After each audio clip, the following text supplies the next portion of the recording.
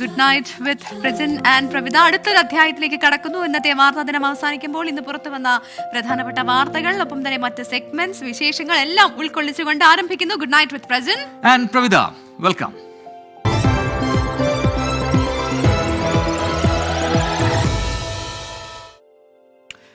അപ്പോൾ പ്രേക്ഷകർക്കറിയാം, ഇത് നമ്മുടെ ഷോയാണ്. നമ്മൾ മാത്രമല്ല, പ്രേക്ഷകർ കൂടി ഇതിന്റെ ഭാഗമാണ്. അപ്പോൾ നിങ്ങൾക്ക് വിളിക്കാനുള്ള അവസരമുണ്ട് ഈ 1 മണിക്കൂർ നേരം. അതിനായുള്ള QR കോഡ് ഇതാ സ്ക്രീനിലേക്ക് എത്തുന്നു. ഈ QR കോഡ് സ്കാൻ ചെയ്ത് സൂം കോൾ വഴി വീഡിയോ കോൾ ചെയ്തുകൊണ്ട് നേരെ 24ന്റെ മാജിക് സ്ക്രീനിലേക്ക് എത്താം. അപ്പോൾ 24നൊപ്പം 24 പ്രേക്ഷകരും ചേരുന്നു. നിങ്ങളുടെ വിശേഷങ്ങൾ നേരിട്ട് അറിയാൻ പോകുന്നു. ലോകമെമ്പാടുമുള്ള മലയാളികൾ അത് കാണാൻ പോകുന്നു. അപ്പോൾ വിളിക്കുക. ഇപ്പോൾ QR കോഡ് സ്കാൻ ചെയ്യാൻ കഴിയുന്നില്ല മൊബൈലെങ്കിൽ നേരെ ഫേസ്ബുക്കിലേക്കും ഇൻസ്റ്റഗ്രാമിലേക്കും പോവുക. അവിടെ 24 ന്യൂസിന്റെ പേജിൽ ഇതേ QR കോഡ് പിൻ ചെയ്ത് വെച്ചിട്ടുണ്ട്. എപ്പോൾ വേണമെങ്കിലും ഈ 1 മണിക്കൂർ നേരം നിങ്ങൾക്ക് ആ കോഡ് അവിടെ പോയി സ്കാൻ ചെയ്യാം. ഒപ്പം അതിന് താഴെ നിങ്ങൾക്ക് കൃത്യമായ നിങ്ങളുടെ കമന്റുകൾ രേഖപ്പെടുത്താനും കഴിയും. ഒപ്പം നിങ്ങളുടെ നിർദ്ദേശങ്ങൾ അതെല്ലാം ആ പോസ്റ്റ് താഴെ രേഖപ്പെടുത്താനും സാധിക്കും. അപ്പോൾ പെട്ടെന്ന് ചെയ്യുക. We are waiting here. അപ്പോൾ നമുക്ക് ഇന്നത്തെ ഏറ്റവും പ്രധാനപ്പെട്ട വാർത്തയിൽ നിന്ന് തന്നെ തുടങ്ങാം. എല്ലാ ദിവസവും പറയുന്നത് പോലെ തന്നെ പറഞ്ഞു വരുന്നത് PV അൻവർ MLA ആരോപണവുമായി ബന്ധപ്പെട്ടുള്ള വാർത്തകളെക്കുറിച്ചാണ്. ആരോപണങ്ങൾക്ക് പിന്നാലെ മലപ്പുറം ജില്ലാ പോലീസ് മേധാവി എസ് ശശിധരനെ വിജിലൻസിലേക്ക് മാറ്റി. R വിശ്വനാഥനാണ് പുതിയ SP. ജില്ലയിലെ 7 DYSPമാരെയും സ്ഥലം മാറ്റിയിട്ടുണ്ട്. ഇതിന് പുറമെ IPS തലപ്പത്ത് കാര്യമായ മാറ്റങ്ങളും സർക്കാർ വരുത്തിയിട്ടുണ്ട്. എസ് ശ്യാംസുന്ദറിനെ സൗത്ത് സോൺ IG-ആയും പുട്ട വിമലാദിത്യയെ കൊച്ചി സിറ്റി പോലീസ് കമ്മീഷണറായും നിയമിച്ചു. CH നാഗരാജു ആണ് പുതിയ ട്രാൻസ്പോർട്ട് കമ്മീഷണർ. ഈ ചുമതല ഏറ്റെടുക്കാൻ വിസമ്മതിച്ച A അക്ബറിനെ എറണാകുളം ക്രൈംബ്രാഞ്ചിലേക്കും മാറ്റിയിരിക്കുന്നു.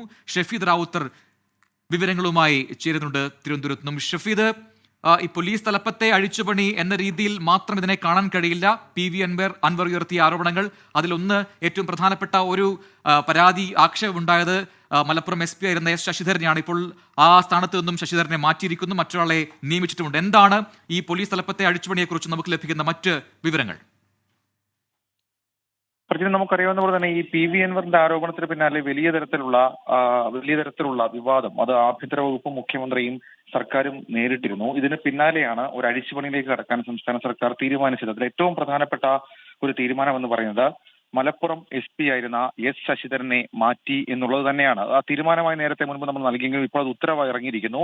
മലപ്പുറം SP ആയിരുന്ന എസ് ശശിധരനെ, അതായത് PV അൻവറുമായി ബന്ധപ്പെട്ട ആദ്യം തർക്കത്തിലേർപ്പെട്ട ശശിധരനെ ആ സ്ഥാനത്ത് നിന്ന് മാറ്റിയിരിക്കുന്നു. പകരം പോലീസ് ആസ്ഥാനത്തെ R വിശ്വനാഥനാണ് നിലവിൽ ഇപ്പോൾ മലപ്പുറം SP ആയി ചുമതല നൽകിയിരിക്കുന്നത്, അല്ലെങ്കിൽ നിയമിച്ചിട്ടുള്ളത്. ഏറ്റവും പ്രധാനം ഡയറക്ട് SP, അതായത് ഒരു SP നേരിട്ട് IPS ഉദ്യോഗസ്ഥനെ നേരിട്ട് നിയമിച്ചു എന്നുള്ള പ്രത്യേകത കൂടി അതുമായി ബന്ധപ്പെട്ടുണ്ട്. രണ്ടാമത്തേത് CH നാഗരാജു ട്രാൻസ്പോർട്ട് കമ്മീഷണറാകും എന്നുള്ളതാണ്. നേരത്തെ A അക്ബറിനെ ട്രാൻസ്പോർട്ട് കമ്മീഷണറായി സർക്കാർ നിയമിച്ചിരുന്നു. പക്ഷെ അദ്ദേഹം ആ സ്ഥാനം ഏറ്റെടുക്കാൻ തയ്യാറായിരുന്നില്ല.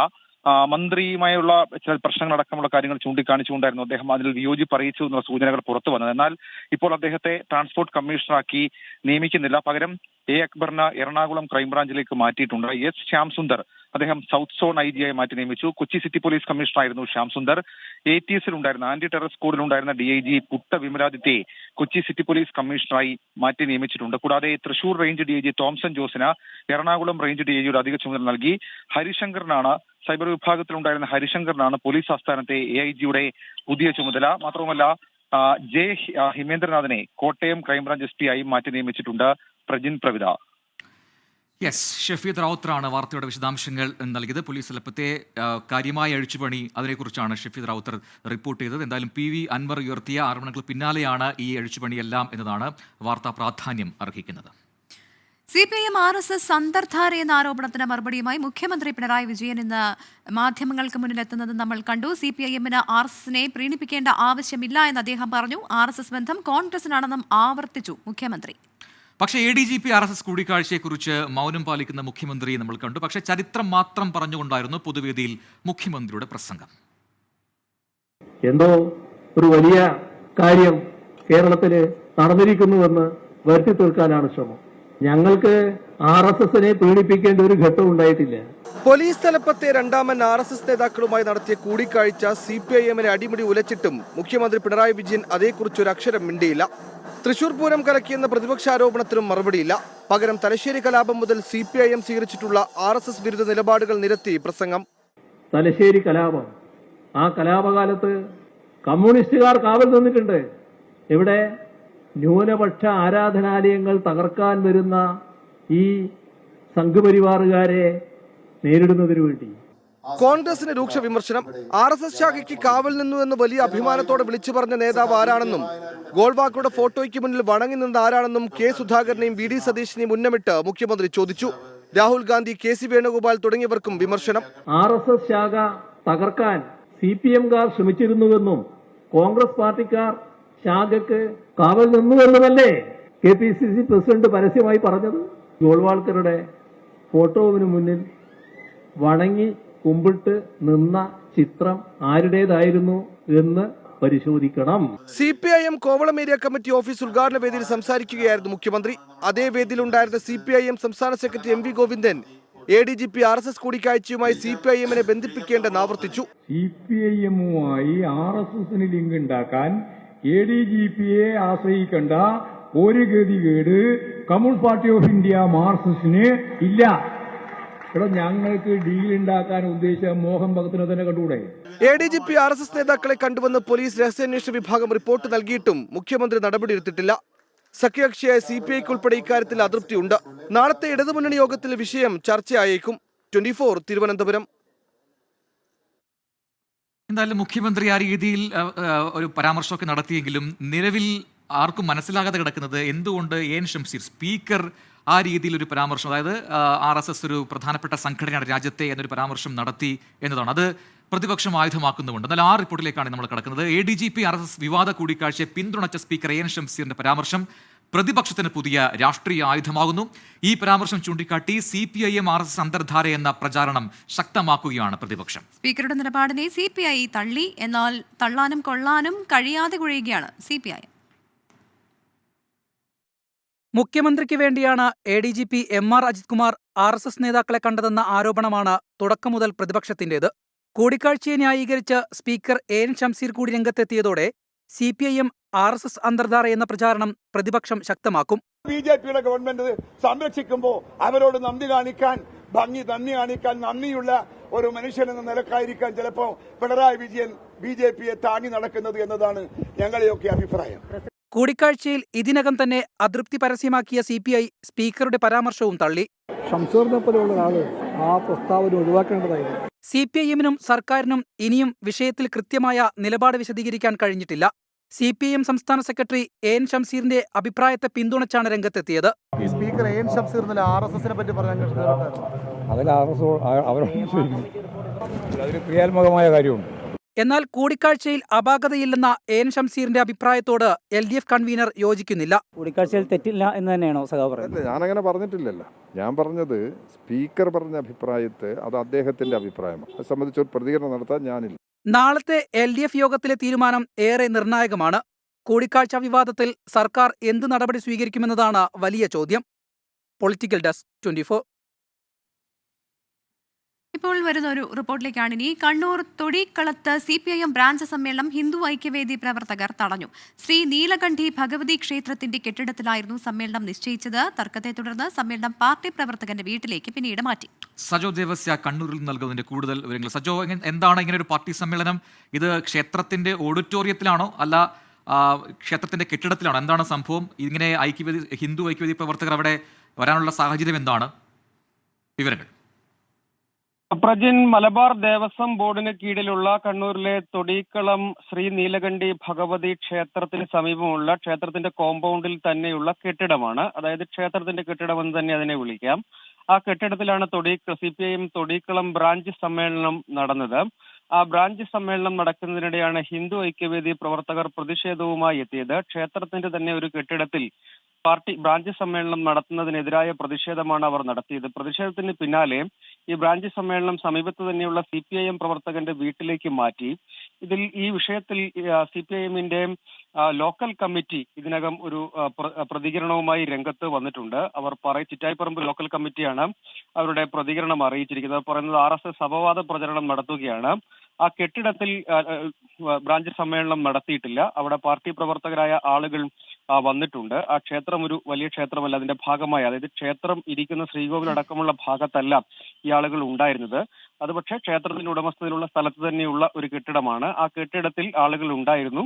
സമ്മേളനത്തിന്റെ ഭാഗമായ ചില ഒരുക്കങ്ങൾക്ക് വേണ്ടിയും മറ്റും ആ കെട്ടിടത്തിലേക്ക് പോയിട്ടുണ്ട്. അതല്ലാതെ സമ്മേളനം അവിടെ നിശ്ചയിച്ചിട്ടില്ല. സമ്മേളനം ഈ പാർട്ടി പ്രവർത്തകന്റെ വീട്ടിൽ തന്നെയാണ് നിശ്ചയിച്ചിരുന്നതെന്നാണ് അവർ വിശദീകരണമായി പറയുന്നത്. പക്ഷേ വലിയ തർക്കവും ബഹളവും ഒക്കെ RSS, ഹിന്ദു ഐക്യവേദി, CPIM പ്രവർത്തകർ തമ്മിൽ ഈ സമ്മേളനത്തിനിടെയുണ്ടായി. പക്ഷേ മറ്റ് സംഘർഷങ്ങളിലേക്കും തർക്കങ്ങളിലേക്കും ഒന്നും പോയില്ല. പിന്നാലെ അവിടെ ഉണ്ടായിരുന്ന CPIM പ്രവർത്തകർ ഈ CPIM സമീപത്ത് തന്നെയുള്ള CPIM പ്രവർത്തകന്റെ വീട്ടിലേക്ക് മാറിയതോടുകൂടി പ്രതിഷേധം അവസാനിക്കുകയും ചെയ്തു. പക്ഷേ ക്ഷേത്ര കോമ്പൗണ്ടിനെ രാഷ്ട്രീയ ആവശ്യത്തിനു വേണ്ടി ദുരുപയോഗിക്കുന്നു എന്ന വിമർശനമാണ് RSS ഉൾപ്പെടെയുള്ള സംഘടനകൾ പറയുന്നത്. അതേസമയം അത് അപവാദ പ്രചരണമാണെന്ന മറുപടി CPIM നൽകുന്നു.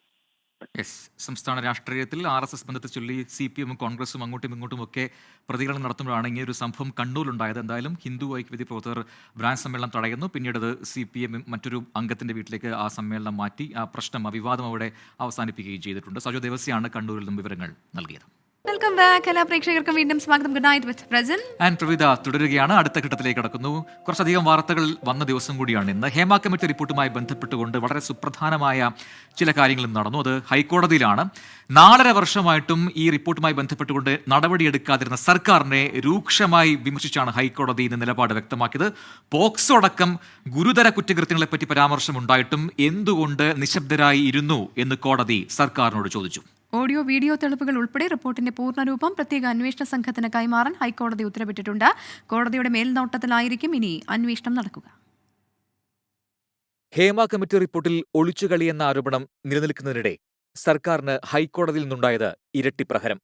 സംസ്ഥാന സർക്കാർ സ്വീകരിച്ചത് അങ്ങേയറ്റം ഉദാസീന നിലപാടാണെന്ന് ഇടക്കാല ഉത്തരവിൽ ഹൈക്കോടതി കുറ്റപ്പെടുത്തുന്നു. അനീതിക്കെതിരെ മൂകമായിരിക്കുന്നത് അംഗീകരിക്കാൻ കഴിയില്ല.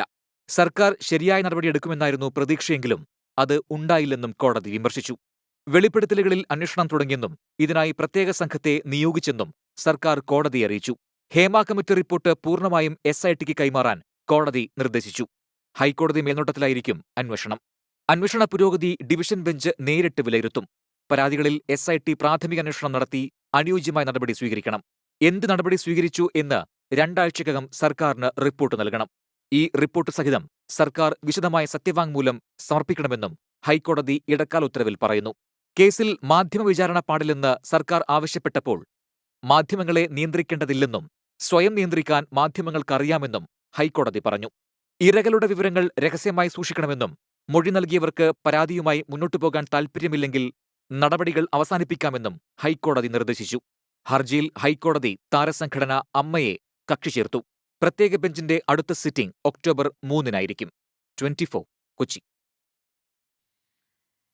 ഈ മലപ്പുറം SP മാറ്റിയ വാർത്ത വന്നതിന് പിന്നാലെ KT ജലീലിന്റെ ഒരു FB പോസ്റ്റ് കൂടി ഇപ്പോൾ ചർച്ചയാകുന്നുണ്ട്. മലപ്പുറം SP മാറ്റി 2ാം വിക്കറ്റും വീണു എന്ന് തുടങ്ങുകയാണ് ആ പോസ്റ്റ്. അതിൽ പിന്നീട് പല കാര്യങ്ങളും പറയുന്നുണ്ട്. IPS ഉദ്യോഗസ്ഥരിൽ സംഘികളുടെ എണ്ണം വർദ്ധിക്കുന്നു എന്നൊക്കെയുള്ള ഗുരുതര പരാമർശം അദ്ദേഹത്തിന്റെ ഭാഗത്തുനിന്ന് ഈ പോസ്റ്റിൽ ഉണ്ടായിട്ടുണ്ട്. മലപ്പുറം SP ശശിധരൻ സംഘി മനസ്സുള്ള കൺഫേർഡ് IPSകാരനാണ് എന്ന കാര്യം നാട്ടിൽ പാട്ടാണ് എന്നൊക്കെയുള്ള രീതിയിൽ ശശിധരനെതിരെ രൂക്ഷമായ വിമർശനമാണ് ആ പോസ്റ്റ് നിറയെ നമുക്ക് വായിച്ചെടുക്കാൻ മനസ്സിലാക്കാൻ കഴിയുക. നേരത്തെ PV അൻവറിന് ഐക്യദാർഢ്യം പ്രകടിപ്പിച്ചുകൊണ്ട് അദ്ദേഹം പങ്കുവച്ച മറ്റൊരു പോസ്റ്റുമൊക്കെ വാർത്താ പ്രാധാന്യം നേടിയതാണ്. അതിന് പിന്നാലെയാണ് ഇപ്പോൾ ഇങ്ങനൊരു പോസ്റ്റ് കൂടി KT ജലീൽ FBയിൽ കുറിച്ചിരിക്കുന്നത്. ഇനി നമ്മളെ ഞെട്ടിച്ച മറ്റൊരു വാർത്തയിലേക്ക് പോവുകയാണ്. കൊച്ചി കടവന്ത്രയിൽ നിന്ന് കാണാതായി 73 വയസ്സുകാരിയെ സുഹൃത്തുക്കൾ കൊന്നു കുഴിച്ചു മൂടിയതാണെന്ന് കണ്ടെത്തി. ആലപ്പുഴ കാട്ടൂർ കോർത്തശ്ശേരിയിലെ വാടക വീട്ടിൽ കുഴിച്ചിട്ട നിലയിൽ മൃതദേഹം കണ്ടെത്തുകയായിരുന്നു. പ്രതികളായ നിധിൻ മാത്യൂസിനും ഷർമിളയ്ക്കും വേണ്ടി പോലീസ് അയൽ സംസ്ഥാനങ്ങളിൽ ഉൾപ്പെടെ അന്വേഷണം ഊർജിതമാക്കിയിരിക്കുകയാണ്. കൊച്ചി കടവന്ത്ര സ്വദേശി സുഭദ്രയെ കാണാതായത് കഴിഞ്ഞ മാസം 4-ാം തീയതി. 6-ാം തീയതി മകൻ പോലീസിൽ പരാതി നൽകി. 7-ാം തീയതി കേസ് രജിസ്റ്റർ ചെയ്ത് അന്വേഷണം ആരംഭിച്ചു. സുഭദ്രയുടെ മൊബൈൽ ഫോൺ ടവർ ലൊക്കേഷൻ പരിശോധിച്ചപ്പോൾ അവസാനം എത്തിയത് ആലപ്പുഴ കലവൂർ കോർത്തശ്ശേരിയിലാണെന്ന് വ്യക്തമായി. ഇവിടെ വാടകയ്ക്ക് താമസിച്ചിരുന്ന നിധിൻ മാത്യൂസിന്റെയും ഷർമിളയുടെയും വീട്ടിൽ സുഭദ്ര ഉണ്ടായിരുന്നെന്ന് അയൽവാസികൾ മൊഴി നൽകി. ഞാനൊരു ദിവസം അംഗൻവാടിയുടെ ജനലിൽ അവിടെ കൊണ്ട് നോക്കി. അപ്പോൾ അംഗൻവാടി തൊട്ടടുത്തൊരു വാഴയുണ്ട്. ആ വാഴയുടെ അവിടെ ചേച്ചി ഒരു കത്തിയുമായിട്ട് വന്ന് ഇല എടുക്കാനായിട്ട് വന്നു. അപ്പോൾ പരിചയമില്ലാത്ത ഒരാളായതുകൊണ്ട് ഞാൻ അംഗൻവാടിയിൽ നിന്ന് പെട്ടെന്ന് ജനൽ വഴി നോക്കിയപ്പോൾ പറഞ്ഞ് ഞാനിവിടെ ഷർമിളയുടെ വീട്ടിൽ വന്നവരാണ്, കടവന്ത്രയിലുള്ളതാണ്, ഞാൻ വീട്ടിലോട്ട് പോകാൻ പോകുകയാണ്, എനിക്ക് ഇച്ചിരി ചോറ് കൊണ്ടുപോകാനായിട്ടാണ് വന്നത്. അപ്പോൾ കാണാത്ത ഒരാളായതുകൊണ്ട് നോക്കിയത്. അങ്ങനെ അന്ന് കണ്ടെന്നല്ല, പിന്നെ ഞാൻ കണ്ടിട്ടില്ല. സുഭദ്രയെ ഷർമിള എറണാകുളത്ത് നിന്ന് കൂട്ടിക്കൊണ്ടുപോകുന്ന CCTV ദൃശ്യങ്ങളും പോലീസിന് ലഭിച്ചു.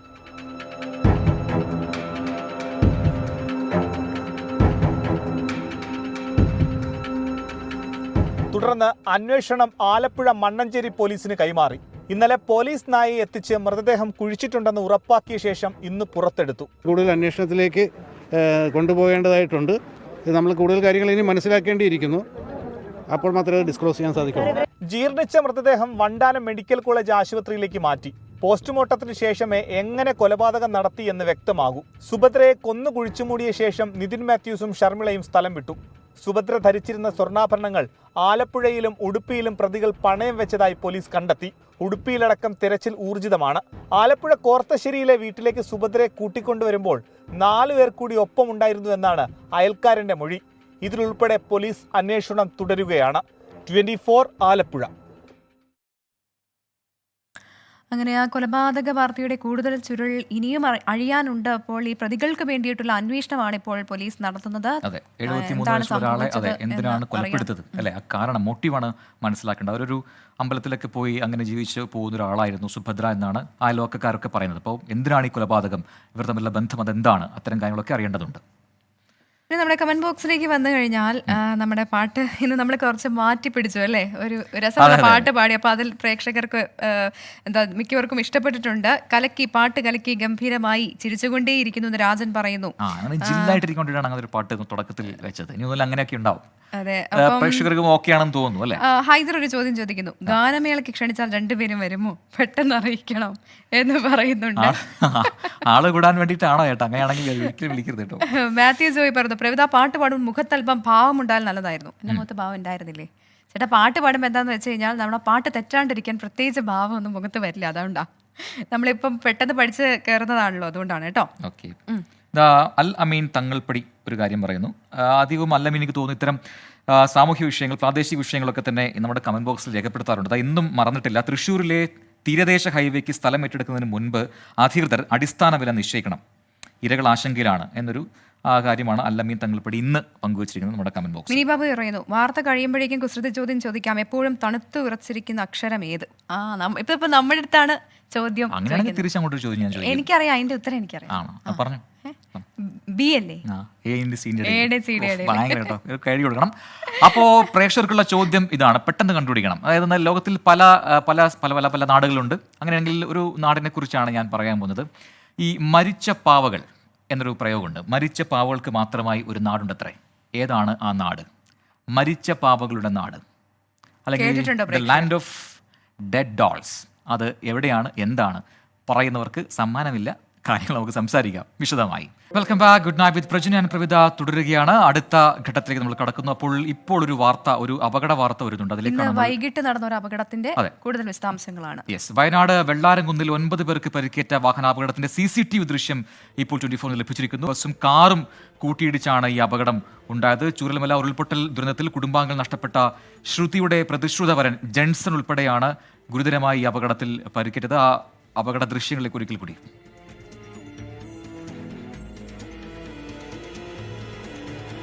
വിശദാംശങ്ങളുമായി സുർജിത്ത് അയ്യപ്പത്ത് ചേരുന്നുണ്ട് വയനാട്ടിൽ നിന്ന്. സുർജിത്ത്, ഈ അപകടം നടന്നത് എങ്ങനെയെന്ന് വ്യക്തമാക്കുകയാണ് ഈ ക്യാമറയിൽ നിന്നുള്ള ദൃശ്യങ്ങൾ.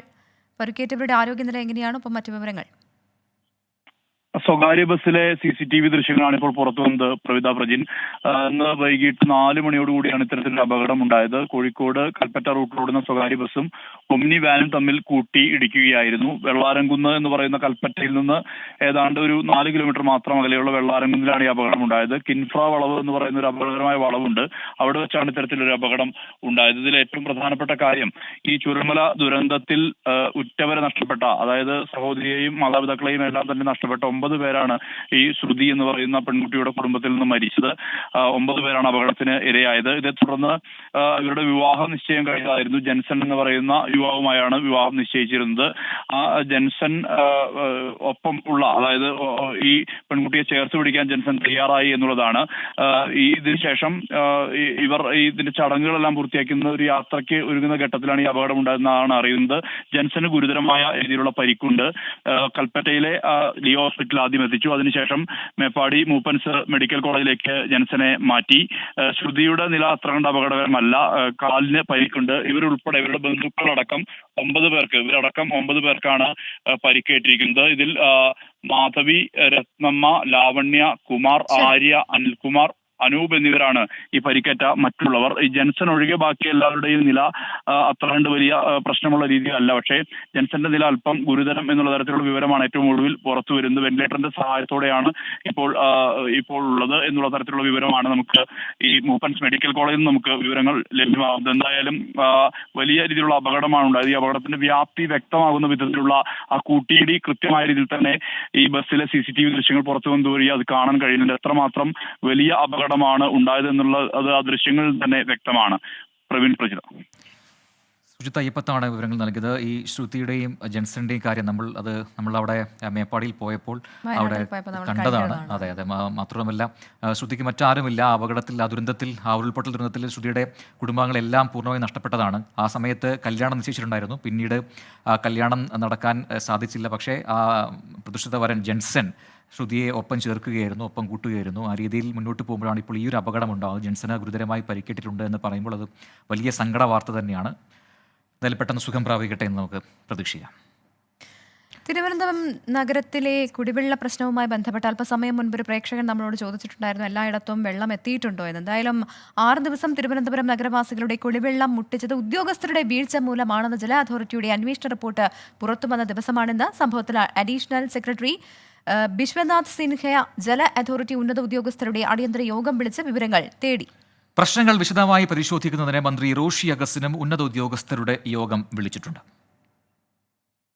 10 ലക്ഷം രൂപയിൽ താഴെയുള്ള അറ്റകുറ്റപ്പണിയായതിനാൽ അസിസ്റ്റന്റ് എക്സിക്യൂട്ടീവ് എഞ്ചിനീയർക്ക് മുകളിലുള്ള ഉദ്യോഗസ്ഥർ ആരും വിവരമറിഞ്ഞില്ലെന്നാണ് ആഭ്യന്തര അന്വേഷണ റിപ്പോർട്ടിൽ പറയുന്നത്.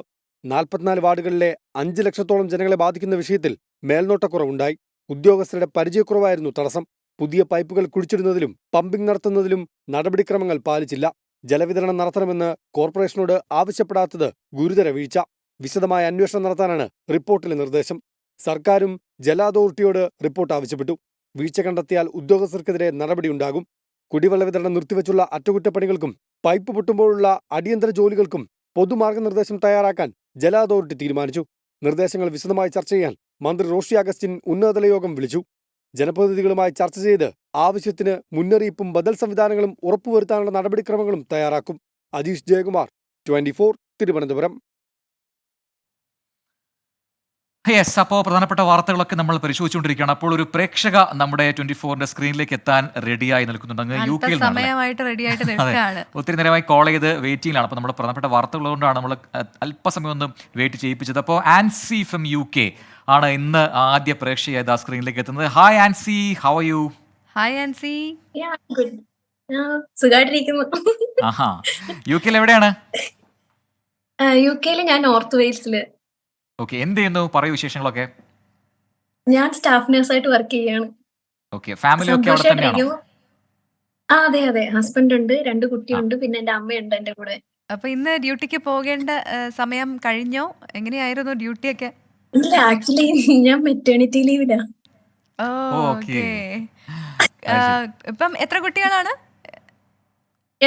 2 കുട്ടികള്, മൂത്ത മോനും ഇളയത് ഒരു മോനും, ആദമും ആൽബർട്ടും. മൂത്ത മോൻ എത്ര വയസ്സായി? ഇവനിപ്പോ 5 വയസ്സ്. കണ്ടാ തോന്നുന്നില്ലേലും 5 വയസ്സുണ്ട്. എവിടെ ആളെവിടെ? അടുത്തുണ്ടല്ലേ? ഇവിടെ തന്നെ ഉണ്ട്. അവന് മനസ്സിലായിട്ടില്ല. ആൻസി കുറച്ച് അധികം നേരമായിട്ട് വെയിറ്റ് ചെയ്യായിരുന്നു അല്ലേ നമ്മളുടെ ഈ കോളിൽ കണക്ട് ആയിട്ട്. അപ്പൊ ആൻസി നാട്ടിലെവിടെയാണ്? നാട്ടിലെ വിശേഷങ്ങളൊക്കെ പറയൂ. നാട്ടില് എന്റെ സ്വന്തം വീട് ഇടമൺ പുനലൂരാണ്. പുനലൂർ ഇടമണിലാണ് എന്റെ സ്വന്തം വീട്. എന്നെ കല്യാണം കഴിപ്പിച്ചേക്കുന്നത് മുളന്തുരുത്തിയിലാണ്, എറണാകുളം മുളന്തുരുത്തിയില്. ഇവിടെ ഫൈൻ. അപ്പൊ നാട്ടിലേക്കൊക്കെ ഇനിയിപ്പോ എപ്പോഴായിരിക്കും ഇനി വരിക? ഞാന് ഇടയ്ക്കൊക്കെ പോയിട്ട് വരാറുണ്ട്. ഇപ്പൊ മെറ്റേണിറ്റി ലീവില് ഞാൻ എന്റെ ഡെലിവറി അവിടെ ആയിരുന്നു. പുനലൂര് ഗവൺമെന്റ് ഹോസ്പിറ്റലായിരുന്നു എന്റെ ഡെലിവറി. അപ്പൊ ഞാൻ അവിടെ ആയിരുന്നു. അവിടുന്ന് പിന്നെ 3 months ആയപ്പം കുഞ്ഞിനെയും കൊണ്ട് തിരിച്ചു വന്നു. റീജോയിൻ ചെയ്യാനായോ? എപ്പോഴാണ് ഇനി റീജോയിൻ ചെയ്യുന്നത്? നവംബർ മാസമാണ്. മെറ്റേണിറ്റി ലീവ് ഉള്ളത് കൊണ്ട് ഇങ്ങനെ കഴിഞ്ഞിട്ട് നമുക്ക് എങ്ങനെയുണ്ട് യുകെയില്? ഇപ്പം സമ്മർ ഒക്കെ കഴിഞ്ഞ് വിന്ററിലോട്ട് പോവാൻ തുടങ്ങാണ്. അപ്പം ചെറിയ തണുപ്പൊക്കെ ഉണ്ട്, എന്നാലും കുഴപ്പമില്ല. സണ്ണി ആയിട്ട് ഉണ്ട്. വിശേഷങ്ങളൊക്കെ പറഞ്ഞു. ഇനിയിപ്പോ നമ്മുടെ അടുത്ത് എന്താണ് പറയാനുള്ളത്? നമ്മുടെ 24 എന്നും കാണുന്ന ആളാണോ ആൻസി? നമ്മുടെ ഷോ കാണാറുണ്ടോ? വാർത്തകൾ കാണാറുണ്ടോ? പറയൂ. ഇവിടെ ഫുള്ള് TV ലൈസൻസ് ഇട്ടേക്കുന്നത് തന്നെ ലൈവായിട്ട് ന്യൂസ് കാണാൻ വേണ്ടിയിട്ടാ. അപ്പം ലൈവായിട്ട് നിങ്ങളുടെ ന്യൂസ് കാണാറുണ്ട്. അപ്പൊ എനിക്ക് തോന്നിയ ഒരു ഡൗട്ടാണ്, നിങ്ങൾ രണ്ടുപേരും സഹോദരങ്ങളാണോ? കാരണം പേരിനും സാമ്യമുണ്ട്, രണ്ടുപേരും പാടും, രണ്ടുപേരും വാർത്ത വായിക്കുന്നുണ്ട്. ഞങ്ങള് സഹോദരങ്ങളാണോ ഫ്രണ്ട്സ് ആണോ എന്നൊക്കെ പറഞ്ഞിട്ട് ഒരുപാട് കമന്റ്സ് വരാറുണ്ട്. എനിക്കൊന്ന് ആ പ്രജൻ പ്രവിത ആ പേര് വരുന്നത് കൊണ്ടായിരിക്കും ഇവിടെ വന്നിട്ട് സഹോദരന്മാരായതാണ്. എന്നാലും നിങ്ങൾ ഈ ഉറങ്ങുന്നതിന് മുമ്പും നേരം വെളുക്കുമ്പോഴും ഒരു പോസിറ്റീവായിട്ടുള്ള ന്യൂസ് ഒക്കെ ഇടണം കേട്ടോ. തീർച്ചയായിട്ടും മാക്സിമം ശ്രമിക്കുന്നുണ്ട്. വാർത്തകൾ അറിയാലോ, വാർത്തകൾ വന്നു കഴിഞ്ഞാൽ നേരെ ഏറ്റവും ആദ്യം പ്രേക്ഷകരിലേക്ക് എത്തിക്കുക എന്നുള്ളതാണ് നമ്മുടെ ടാസ്ക്. പ്രധാനപ്പെട്ട വാർത്തകൾ പറയാണ്ടിരിക്കാൻ പറ്റില്ല. അപ്പോൾ അത് മിക്കവാറും രാഷ്ട്രീയ വാർത്തകളോ അല്ലെങ്കിൽ ഏതെങ്കിലും തരത്തിൽ നെഗറ്റിവിറ്റി ഉണ്ടാകുന്ന ചില വാർത്തകളൊക്കെ ഉണ്ടാകാറുണ്ട്. എങ്കിലും പ്രഭാതത്തിലും ഈ പറയുന്നത് പോലെ ഗുഡ് നൈറ്റ് ഷോയിലും നമ്മൾ പരമാവധി പോസിറ്റീവ് വാർത്തകൾ ആദ്യം തന്നെ ഉൾപ്പെടുത്താൻ ശ്രമിക്കാം കേട്ടോ. അപ്പോൾ ആൻസി വിളിച്ചതിന് ഒരുപാട് നന്ദി. Thank you so much. ഇവനെയും കാണുക, തുടർന്ന് 24 തന്നെ നമ്മുടെ ഗുഡ് നൈറ്റ് ഷോയും മറക്കാതെ കാണണം. അതെ, good night Ancy. Yes, bye. Thank you. Yes, അപ്പോൾ ഗുഡ് നൈറ്റ് ഷോ അതിൻ്റെ അവസാന ഘട്ടത്തിലേക്ക് കിടക്കുന്നു. ഒരുപാട് പ്രേക്ഷകർ കമൻറ്റുകളൊക്കെ അയക്കുന്നുണ്ട്. നേരത്തെ കണ്ട ആ റിപ്പോർട്ട് അതിനെക്കുറിച്ച് ഒരുപാട് പേര് പറയുന്നു, പേടിച്ചു എന്നൊക്കെ പറയുന്നുണ്ട്. അത് പേടിക്കേണ്ട കാര്യം എന്ന് വെച്ചാൽ അതിന് ഏറ്റവും എൻഡിൽ പറയുന്നുണ്ട്, അവിടെ ഒറ്റയ്ക്ക് താമസിച്ച ഒരാളുടെ മനസ്സിൽ തോന്നിയ ഒരുപാട് ചിന്തകളാണ് അങ്ങനെയൊക്കെയുള്ള ഒരു എന്താണ് പറയുക, അയാൾ അങ്ങനെ കൊണ്ട് പറയിപ്പിച്ചത്. എന്തായാലും കഥയായിട്ട് തന്നെ കാണാം. അപ്പോൾ മറ്റൊരു പോസിറ്റീവ് സ്റ്റോറിയിലേക്ക് നമ്മൾ ഇനി കിടക്കുന്നത് അല്ലേ. വയനാടിന് കൈത്താങ്ങാകാൻ 24 കണക്ട് സംഘടിപ്പിച്ച എൻ്റെ കുടുംബം വയനാടിനൊപ്പം എന്ന പരിപാടി പ്രഖ്യാപിച്ച ആശ്വാസ നടപടികൾ തുടരുകയാണ്. ചൂരൽമല സ്വദേശി വാസുവിന് ഉപജീവന മാർഗമായ ഗുഡ്സ് ഓട്ടോറിക്ഷയും രമേശിന് 2 വീലറും ഇന്ന് കൈമാറി. ചൂരൽമല മുണ്ടക്കൈ ഉരുൾപൊട്ടൽ ദുരന്ത ബാധിതർക്ക് 24 പ്രേക്ഷക സമ്മേളനത്തിൽ, അതായത് വയനാട് ജില്ലാ സമ്മേളനത്തിൽ സഹായങ്ങൾ പ്രഖ്യാപിച്ചിരുന്നു. അതെല്ലാം ഈ രീതിയിൽ ഒന്നിനു പിറകെ ഒന്നായി നിറവേറ്റിക്കൊണ്ടിരിക്കുകയാണ് 24.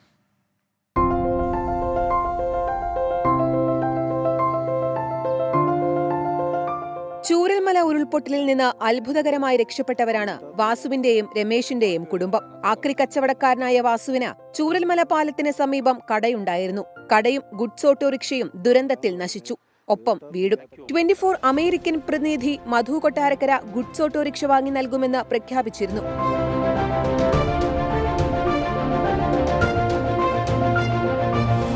എനിക്ക് 24നോട് തീരാത്ത കടപ്പാടുണ്ട്. പിന്നെ എൻ്റെ ജീവിതമാർഗ്ഗം വഴിമുട്ടി നിൽക്കുന്ന സമയത്ത് എന്ത് ചെയ്യണം പകച്ച സമയമായിരുന്നു. ആ സമയത്ത് ഇങ്ങനെ ഒരു ഓട്ടോ തരാമെന്ന് പറഞ്ഞ് തീരാത്ത കടപ്പാടുണ്ട്. ഞാൻ വിശ്വസിക്കുന്ന ഒരു കാര്യം, ഒരു സഹായം ഒരാൾക്ക് ആവശ്യമുള്ള സമയത്ത് നമ്മൾ കൊടുത്താൽ ഒരുപക്ഷെ ആ ഒരു ജീവിതം തന്നെ മാറിപ്പോകും. തന്നെയല്ല, ചില സഹായങ്ങൾ പരസ്യമായിട്ട് ചെയ്താലേ പലരിലൂടെ അതൊരു വലിയ സഹായമായി മാറൂ. വലിയ സഹായമാണ് വയനാടിന് ഇപ്പോൾ ആവശ്യം. ദുരന്തത്തിന്റെ തലേ ദിവസം 24 വാർത്താ സംഘത്തിനൊപ്പം പുഞ്ചിരിമട്ടത്തേക്ക് എത്തിയ ആളാണ് ചൂരൽമല സ്കൂൾ റോഡ് സ്വദേശി രമേശ്. ദുരന്ത വിവരം അറിയിച്ചതും രമേശാണ്. പ്രാദേശിക ടൂറിസ്റ്റ് ഗൈഡായ രമേശിന്റെ തുടർ ജീവിതത്തിന് കരുത്തു പകരാനാണ് 2 വീലർ സമ്മാനിച്ചത്. 24 വയനാട് ബ്യൂറോ ചീഫ് സുർജിത് അയ്യപ്പത്ത താക്കോൽ കൈമാറി. 24 കണക്ട് വയനാട് ജില്ലാ പ്രേക്ഷക സമ്മേളനത്തിൽ പ്രഖ്യാപിച്ച ആശ്വാസ നടപടികൾ തുടർ ദിവസങ്ങളിൽ പൂർത്തീകരിക്കും. 24 വയനാട്. നമുക്കിനി അടുത്ത റിപ്പോർട്ടിലേക്ക് പോലെ. ഓണക്കാലമാണ്. പ്രേക്ഷകർ നമ്മുടെ അടുത്ത് ചോദിക്കുന്നുണ്ട്, ഓണത്തിന് പാടാനുള്ള പാട്ടൊക്കെ തയ്യാറാക്കി വെച്ചിട്ടുണ്ടോ, പഠിച്ചിട്ടുണ്ടോ എന്നൊക്കെ. ഒന്നും തുടങ്ങിയിട്ടില്ല, അതാണ് സത്യം.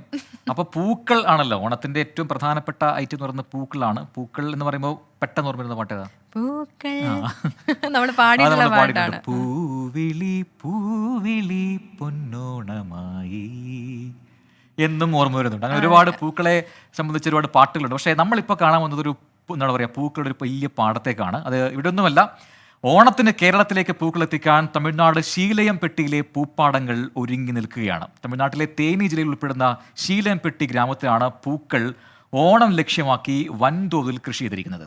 എന്നാൽ മുൻ വർഷത്തേക്കാൾ ഇത്തവണ ആവശ്യക്കാർ കുറവാണെന്ന് കർഷകരും വ്യാപാരികളും പറയുന്നുണ്ട്. പൂക്കൾക്ക് വിലയും കുറഞ്ഞു നിൽക്കുകയാണ്.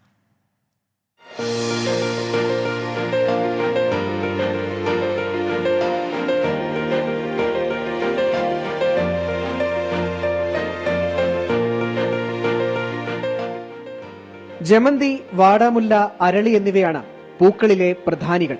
അനുകൂലമായ കാലാവസ്ഥയും മികച്ച വിളവും ലഭിച്ച സന്തോഷത്തിലാണ് കർഷകർ.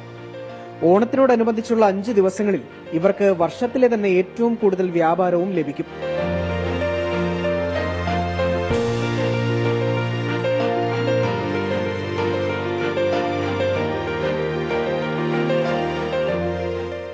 എന്നാൽ ഇത്തവണ കാര്യങ്ങൾ വിചാരിച്ച പോലെയല്ല. പൂക്കൾക്ക് മുൻവർഷത്തേക്കാൾ 1/3 മാത്രമാണ് വിലയെങ്കിലും ആവശ്യക്കാർ വളരെ കുറവാണ്. ചൂരൽമല മുണ്ടക്കൈ ദുരന്തത്തിന്റെ പശ്ചാത്തലത്തിലായിരിക്കാം കേരളത്തിൽ നിന്നുള്ള ആവശ്യക്കാർ കുറഞ്ഞത് എന്നാണ് വ്യാപാരികൾ പറയുന്നത്. பூ ரேட்டெல்லாம் இந்த வட்டம்லாம் விலை கம்மி தான் ரேட்டு. ஓனம் இந்த வட்டம் வயநாட்டில் பிரச்சனை இருந்ததுனால கம்மி இருக்குது. எல்லா ரேட்டும் டல்லாத்தே இருக்கு, வியாபாரம் டல்லாத்தே இருக்கு, விலையும் கம்மியாத்தையும் போய்கிட்டு இருக்கு. லாஸ்ட் இயர் இப்போ இந்த செண்டுப்பூ 60 ரூபா 70 ரூபா போச்சு. இந்த வட்டம் 30 ரூபா 20 ரூபா 10 രൂപ அந்த റേഞ്ചിൽ தான் പോയിക്കിട്ട് ഇருக்கு. മാർക്കറ്റിൽ ഇപ്പോഴും താരമായിരിക്കുന്നത് മുല്ലയാണ്. കുടമുല്ലപ്പൂവിന് ഉൽപാദനം കുറവായതിനാൽ വില കൂടുതലാണ്. 450 രൂപ ഇപ്പോൾ വിലയുണ്ട്. ഓണം അടുക്കുമ്പോൾ വില 3 ഇരട്ടി വരെ കൂടും. ജമന്തി 15 രൂപ, അരളി 150 രൂപ, റോസാപ്പൂ 40 രൂപ എന്നിങ്ങനെയാണ് 1 കിലോയ്ക്ക് നിരക്ക് വരുന്നത്. ஓணத்துக்கு போன வருஷம் இந்த ஓணம் போன வருஷம் 70-80 வித்தாச்சு. இந்த வட்டம் வயநாடு அழிஞ்சதுனால அரசு ஓணம் கொண்டாடணும்னு சொன்னதுனால கச்சவடம் இல்லை. சம்சாரிகளுக்கு ஏகப்பட்ட பாதிப்பு.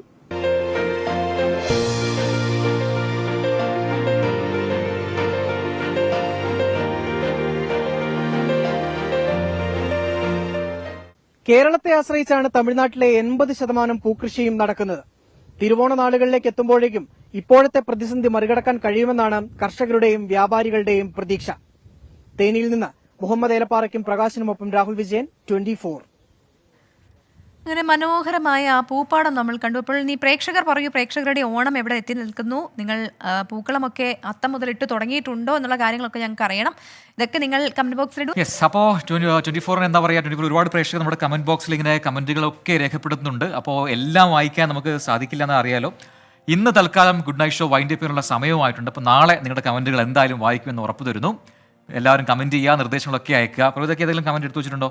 ഇല്ല, ഞാനിങ്ങനെ ജസ്റ്റ് നോക്കുമായിരുന്നു. അപ്പോൾ നമ്മുടെ പരസ്യം കൂടി പോയി എന്നൊക്കെ പറഞ്ഞിട്ട് ചില പ്രേക്ഷകർക്ക് അറിയാവുന്ന കാര്യമാണ് അല്ലേ, എന്തുകൊണ്ടാണ് ഇപ്പോൾ പരസ്യം കൂടുതലുള്ള കാര്യം പറയുന്നുണ്ട്. ഇത്തവണ ഓണം കാര്യമായി ആഘോഷിക്കുന്നില്ല, വയനാട് ദുരന്തവും അവിടുത്തെ പ്രിയപ്പെട്ടവരെയും ഓർമ്മ വരുന്നു എന്ന് പറയുന്നുണ്ട്. അപ്പം അങ്ങനെ ഓണവുമായി ബന്ധപ്പെട്ടുള്ള ഒരുപാട് കാര്യങ്ങളൊക്കെ പ്രേക്ഷകർ പറയുന്നുണ്ട്. അപ്പം സമയപരിധി കൊണ്ട് മാത്രം നമ്മളിവിടെ നിർത്തുകയാണ്. ബാക്കി വിശേഷമൊക്കെ നാളെ കേൾക്കാം. അപ്പോൾ എല്ലാ പ്രേക്ഷകർക്കും നല്ലൊരു രാത്രി ആശംസിക്കുന്നു. ശുഭരാത്രി. Good night. Good night. By.